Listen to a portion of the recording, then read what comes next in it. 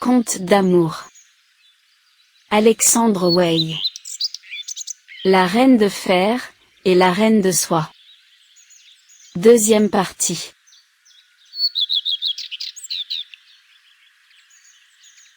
Ces paroles mirent Gottfried dans un grand embarras. Il y voyait une embûche. Il craignait que le prince étranger ne songeât à le tuer et à s'emparer du trône.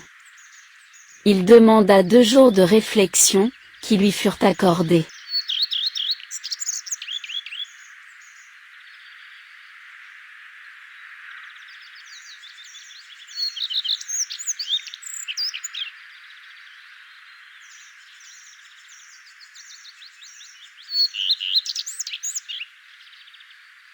Il tint conseil avec sa mère et sa sœur.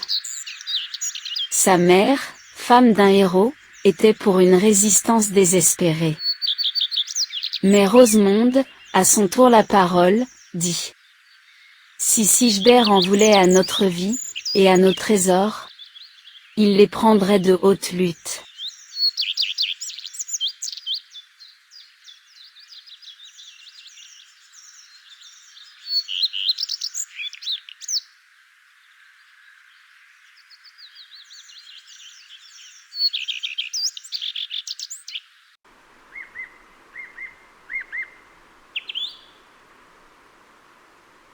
Tout ce que j'ai entendu raconter de lui, me fait croire que, c'est un noble chevalier, digne d'être l'ami de mon frère. Il parle de sa mère, donc il est animé de généreux sentiments. Croyons à ses promesses, il sera forcé de les tenir. Pour que les hommes fassent le bien, il faut les croire bons.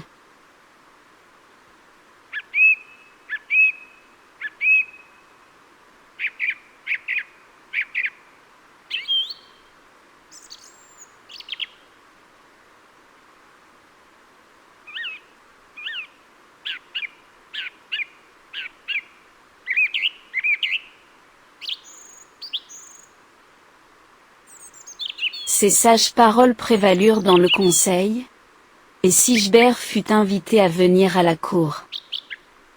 La réception fut brillante. Tous les sujets du roi avaient mis leurs habits de fête, pour recevoir dignement ce valeureux prince.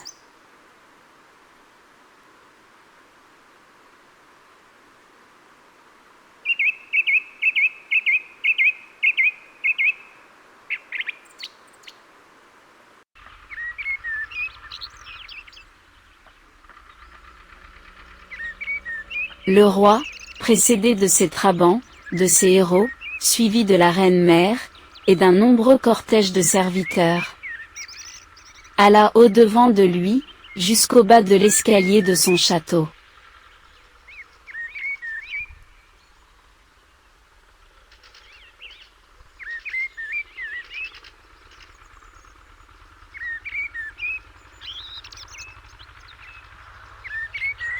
Sigebert, à sa vue, arrêta son destrier, mit pied à terre, fléchit un genou, et baisa la main du roi. Gottfried, rassuré par l'air franc et cordial du jeune héros, l'embrassa, le présenta à sa mère, et le conduisit dans la salle du trône.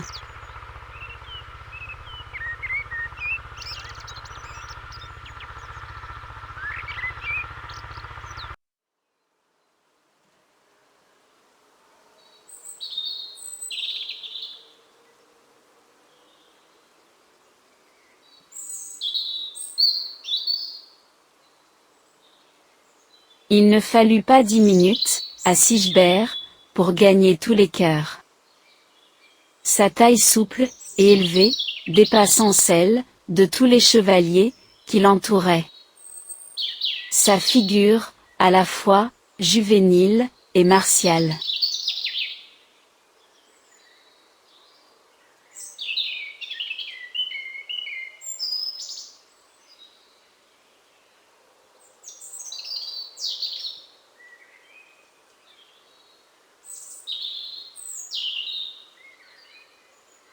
Mais surtout son regard, bleu, tendre, et long.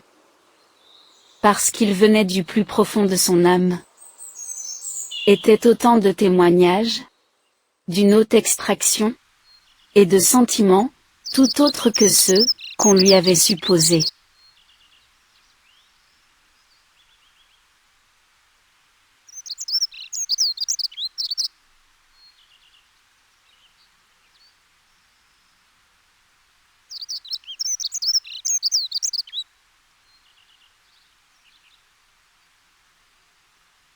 Tous les yeux étaient fixés sur lui. Et plus d'un cherchait du regard Rosemonde, pour voir l'effet que ce bel étranger ferait sur elle. Mais Rosemonde n'était pas dans la salle. L'usage s'y opposait.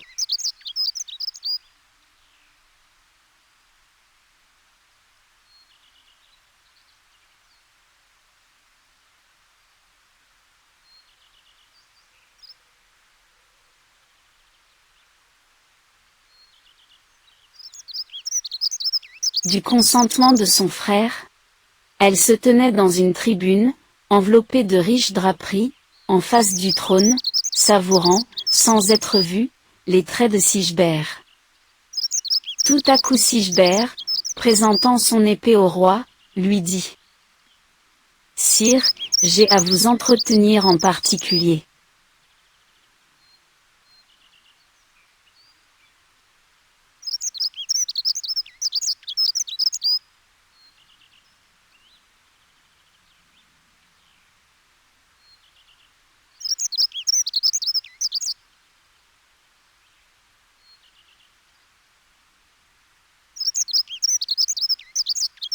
Le roi ordonna, et en peu d'instants, la salle était vide.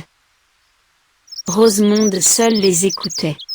« Je suis le prince Sigebert, » dit le jeune chevalier, fils de la reine Siegmilde, et du roi Witiquin, du pays béni, entre le Rhin et le Main.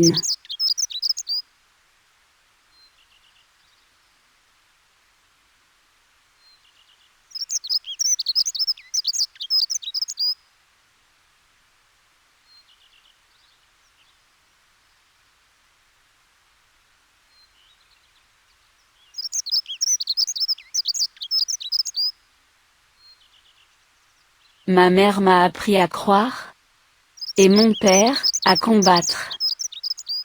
Ma mère m'a parlé de la princesse Rosemonde, votre sœur. Elle m'a dit que, sa vertu, et sa sagesse, égalaient sa beauté.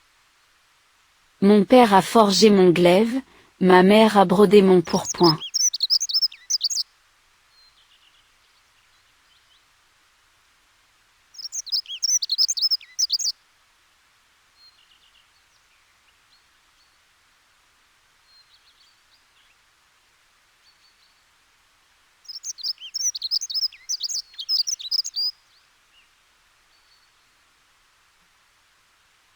J'aurais pu vous envoyer des messagers, pour demander sa main. Mais je veux me marier comme mon père, qui a conquis sa femme à la pointe de son épée. Je me suis mis en route, avec 200 de mes fidèles.